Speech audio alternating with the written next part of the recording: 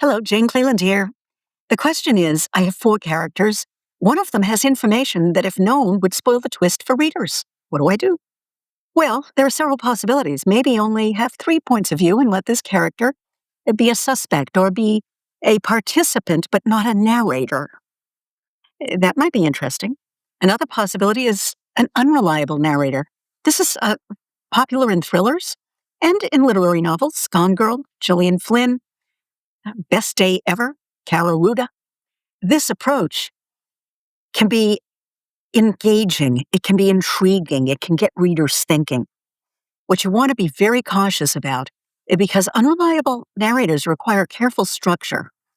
You'd never want your readers to be saying, "Oh, please, that was just too coincidental," or, "Huh?